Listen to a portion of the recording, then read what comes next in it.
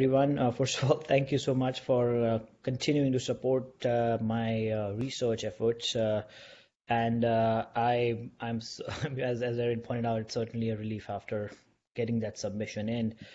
Fingers crossed. Let's see how it happens. But I just wanted to brief you as to what do we mean and what my overarching research is about. So the topic, as it is mentioned here, I'll be talking about is multimodal precision medicine approach in brain stimulation. I have no relevant conflicts of interest related to this talk. A lot of the details can be of what I'll be discussing today can be gauged from this paper which we published. So this was again one of the time I was able to get from the first MRDA grant was kind of allowed me to kind of fine tune this write up and look at a lot of data and things like that. So I'm thankful for that. So the talk how I want to structure is to kind of make you understand or the folks who are on the call understand like what do we mean when we say brain stimulation and precision medicine in brain stimulation. So let me first talk a little bit about, so this is one of the pictures, and this was very kindly accepted to be on the cover of the Brain Journal of the June edition. So what is this showing? This is actually a picture from one of my patients who we studied. So the red spots, for those who don't, who kind of won't know about functional MRIs, are the regions which are more activated. So as the color gets less hot, that means those regions are less activated. So this is a task of performing a fine finger tapping. So you can see these different regions in the brain, in the parietal lobe, in the motor cortex, and the premotor region are activated when you perform a fine finger tapping task, for instance, which requires fractionated finger movements or precise movements of involving the limbs. So just want to show this because this is an important subject, because this activation maps, it might look like everyone is the same, but each individual, when you do a particular task, the regions are about the same, but the topology or the architecture of this activation, they are different. So when you try to do group level analysis and try to club all this thing together, you are actually minimizing. You're not looking at an individual. You are just aggregating the data, and which takes away the whole aspect of the idiosyncrasies of an individual in disease as well as in normal state. So this is just wanted to kind of put it out there as to why this is important when we evaluate brain networks. So talking about magnetic stimulation, so this is a very simple example of that. So when you stimulate with a TMS coil, which essentially makes the motor cortex neurons fire, what you see distally is TMS, or a motor evoked potential. So the activity, the amount of activation which you notice, or the amplitude of the motor evoked potential is basically telling you about motor cortical excitability, and also helps you probe different brain regions. So when you give a single pulse to the motor cortex, you get this peripherally recorded signal, which is called the motor evoked potential. Now, what you can also do using TMS is you can probe the connections between different regions. So how you do that is by using a conditioning stimulus paradigm. What does that mean? Is that if you want to, for instance, if you want to probe the influence of this premotor region on the motor cortex, what you do is you give a conditioning stimulus to the premotor region. So that means a few milliseconds before you give a stimulus to the motor cortex, you stimulate the other region which you want to test. And that way you get to understand how these synapses react. In a similar way, what you can also do is you can cause lesioning of particular node in the brain. And what I mean by that, there are certain ways of stimulating the brain, or by using a train of stimuli, or giving a very rapid train of stimuli, which can sort of cause a virtual lesion of the brain, or can make that area relatively less active or more active. So what that allows us to do is, if we want to probe the influence of a remote brain region on the motor cortical output, what you can do is you can create that lesion or give that rapid train of stimulus to that particular region, and then see what the influence is in the network connections between the other regions. So that's another approach in which this multiple site stimulation can be done. Now, this is essentially what I showed you, the conditioning stimulus test stimulus paradigm.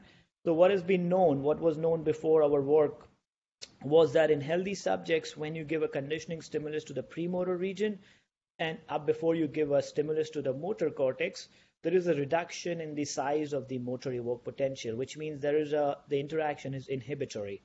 On a similar way, the anterior part of the inferior parietal lobule has an inhibitory interaction, and the dorsal part of the inferior parietal lobule also has a facilitatory influence. That means that when you give a single stimulus to the motor cortex, if the amplitude of the evoked potential was 1 millivolt, when you would have given a conditioning stimulus to the dorsal IPL region, it would probably be like 1.1 or 1.2, to put it simply.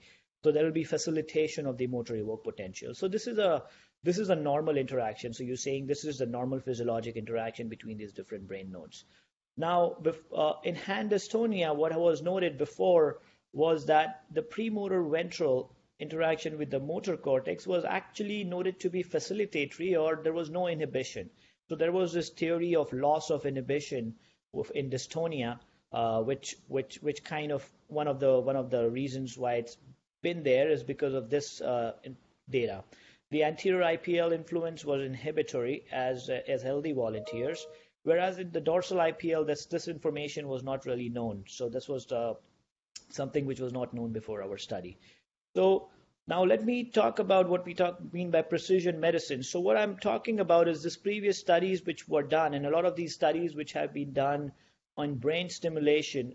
What they do is what we think of you put up the patient's brain scan when you are doing the TMS experiment, and you use the anatomical targets, which are known, or atlas-based targets, to study these interactions. So as you can see, these are the atlas-based targets of what they would be in an individual. So when you were to do this experiment, so this will be the atlas-based premotor ventral region, the parietal lobe anterior part, and the parietal lobe distal part, or the dorsal part of the inferior parietal lobule.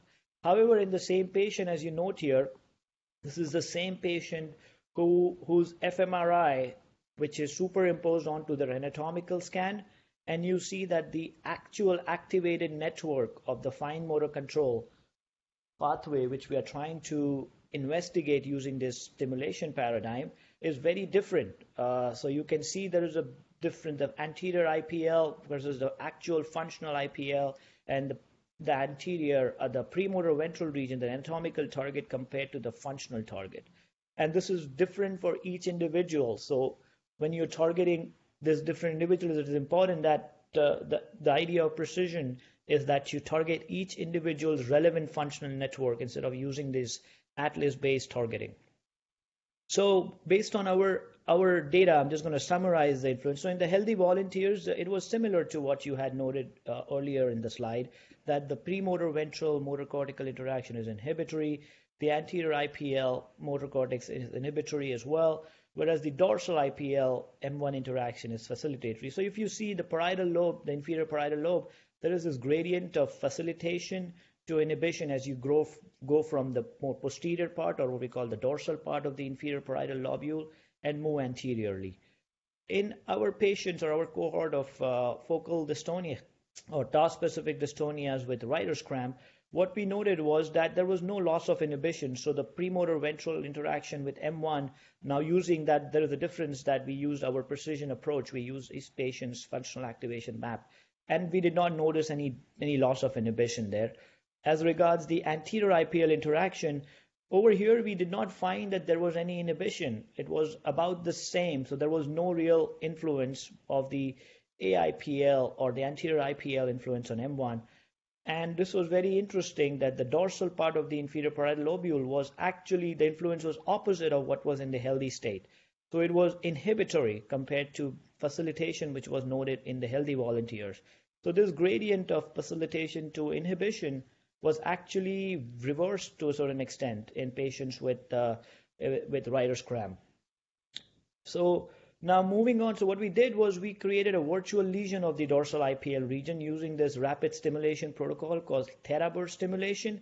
And after that, we wanted to re-evaluate this network, or the fine motor control network, which involves this premotor ventral region, the anterior part of parietal lobe.